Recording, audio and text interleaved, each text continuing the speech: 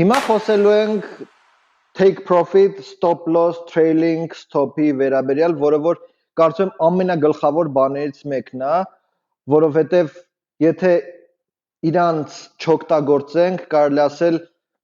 մեծ կտոր risk management-ի բաց ենք թողում։ Եկեք բացատրեմ։ Տեսեք, take profit-ը նշանակում է, որ երբ որ մենք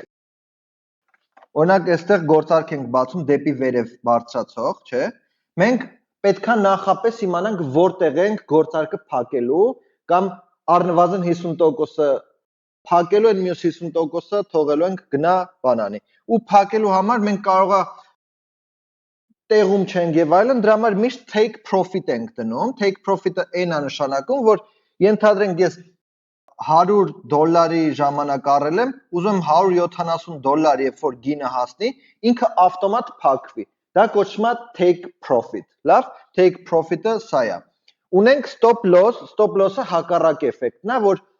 մաքսիմալ կորուստ, որ մենք ուզում ենք սահմանենք։ Ենթադրենք մենք առել ենք նույնպես $100, հա, ժամանակ, ու ուզում ենք, օրինակ 5% մաքսիմալ կորուստ լինի, այդ դեպքում մենք $95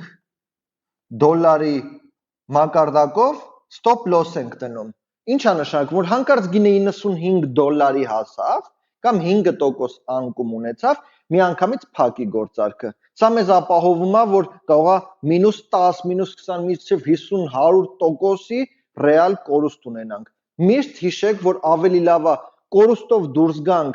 փնտրենք նոր գործարք ու հնարավորություն ունենք նոր գործարք անելու, քան մի հատ գործարքը թողենք երկար մինուսով գնա այն հույսով, որ կարող է վերադառնա։ Երբեք տենց մի արեք։ Միշտ stop loss-ը դրեք, ավելի լավ է ասենց մի հատ կմճտոց լինի, քան անընդհատ ցավերի մեջ լինեք ու չիմանաք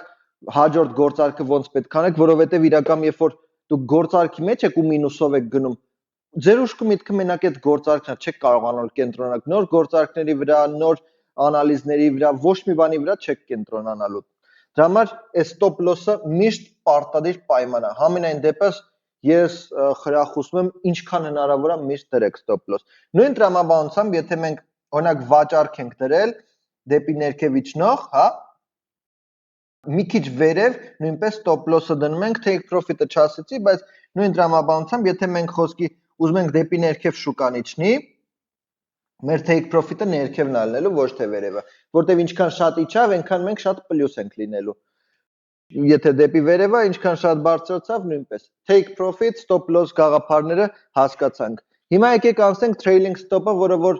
չեմ կարծում շատ-շատերն են խոսում սրա մասին, բայց ինքը շատ հետաքրքիր կոնցեպտ է ու երբ որ օգտագործում ես այն հասկանում ես ինչքան հաճելի է։ Եկեք բացատրեմ իմաստը։ Տեսեք, երբ որ մենք գործարք ենք, չէ, օրինակ դեպի վերև բացել, հելնող է, Bitcoin-ը ուզում ենք բարձրանա վերև, ու մենք չենք ուզում take profit դնել, այսինքն սա, բայց ուզում ենք ինչքան շուկան բարձրանա, այնքան մենք նույնպես հետը բարձրանանք։ Այդ օգնում է մեզ trailing stop-ը։ Trailing stop-ը ինչ է? Մենք օրինակ ունենք -5%, չէ՞, խոսքի, որ սկսել ենք։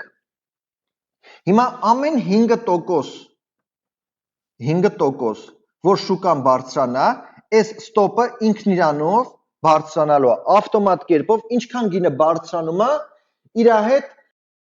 stop-ը բարձրանում է։ Երբ է կանգ առնում, օրինակ տեսեք, ստեղ 1, 2, 3, 4 անգամ, սենց ռեսկի մի անգամից բարձրացավ 5%-ներով, ենթադրենք 20-30% բարձրացավ, հետո ընկավ, չէ՞։ Ամեն անգամ, երբ որ stop-ը բարձրացնում է իր մակարդակը, էլ ինքը չի իջնելու ներքև։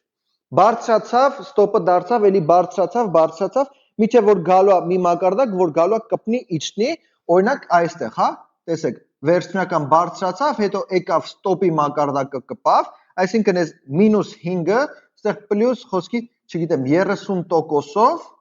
մենք ավտոմատ գործարքը փակեցինք։ Սա ինչի համար է լավ։ Երկու բանի, առաջինը որ ինստինկտյան շուկայի հետ բարձրանում է ու կարա նենց լինի, որ մի հատ շատ ուժեղ նորություն լինի, միանգամից թռնի օդերով, էսի իր հետ միանգամից բարձրանալու են վերևը։ Կարող է նույնիսկ մանուալ ժամանակ, այսինքն ձեռքով չհասցնեք բանարեք, բայց երբ որ թիվը թռավ, ինքը իր հետ թռնելու է, ու այն վերևից միանգամից փակելու է, եթե 5%-ի տենց տատանում տա, հետեւաբար ինքը շատ ուժեղ բան է, երկրորդն էլ զուտ ձեզ ապահովագրում է, որ ինչքան շուկան բարձրացավ, այնքան լավ։ Այս է scalping-ի տեսանկյունից այն փոքր գործարքների համար նախատեսված չի, էսի մի քիչ երկարաժամկետ գործարքների համար է, որը որ կարող լինի մի ժամից սկսած ցանկացած երկարությամբ։ Լավ, էդի հաշվի առեք, հիշեք, որ take profit, stop loss ու trailing stop-ը այն գործիքներն են, որ մենք անընդհատ պետքա օգտագործենք ու անընդհատ պետքա իմանանք, որ ամենակարևորը stop loss-ը պետքա միշտ դնենք, stop loss-ը դնելու համար էլ նույնպես դասընթաց կանցնենք, թե որտեղ stop-ը դնենք, որ կորուստով դուրս չգանք, էլի, այսինքն չգա կպնի, նոր շարունակի վերև բարձրանալ, որը որ 90% դեպքերում տենց է լինում, թե market maker-ները, հա, smart money կոչվածը, ոնց են անում, քեզ շուկայից դուրս են հանում ու հենց այդ պահին, երբ որ stop loss-ը կպավ, շարունակում է վերև բարձրանալ քո օգտին։